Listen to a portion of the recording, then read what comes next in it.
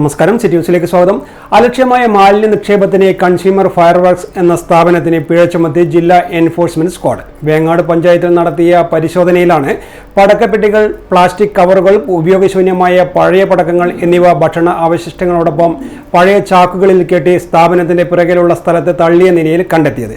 5000 രൂപ പിഴ ചുമത്തി തുടർ നടപടികൾ സ്വീകരിക്കാൻ വേങ്ങാട് പഞ്ചായത്തിന് ജില്ലാ എൻഫോഴ്സ്മെന്റ് സ്ക്വാഡ് നിർദ്ദേശം നൽകി.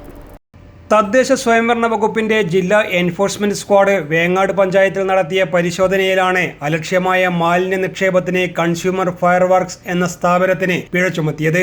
പടക്കപ്പെട്ടികൾ, പ്ലാസ്റ്റിക് കവറുകൾ, ഉപയോഗശൂന്യമായ പഴയ പടക്കങ്ങൾ എന്നിവ ഭക്ഷണ അവശിഷ്ടങ്ങളോടൊപ്പം പല ചാക്കുകളിൽ കെട്ടി സ്ഥാപനത്തിന്റെ പിറകിലുള്ള സ്ഥലത്ത് തള്ളിയ നിലയിലാണ് സ്ക്വാഡ് കണ്ടെത്തിയത്.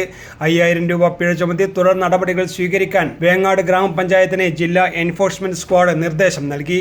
മാലിന്യം വീണ്ടെടുത്ത് സ്ഥാപനം സ്വന്തം ചെലവിൽ ശാസ്ത്രീയമായി സംസ്കരിക്കേണ്ടതാണ്. പരിശോധനയിൽ Sameer KP, Ajayakumar KR, Shareekhul Ansar, Jirin John എന്നിവർ പങ്കെടുത്തു. News desk, city news. കൂടുതൽ വാർത്തകൾ അറിയാൻ സിറ്റി ചാനൽ വാട്സ്ആപ്പ് ഗ്രൂപ്പിൽ ജോയിൻ ചെയ്യുക. ഒപ്പം യൂട്യൂബ് ചാനൽ സന്ദർശിക്കുക. വാർത്തകളുടെ അവസാനിക്കുന്നില്ല. മറ്റൊരു വാർത്തയുമായി വീണ്ടും കാണാം. നമസ്കാരം.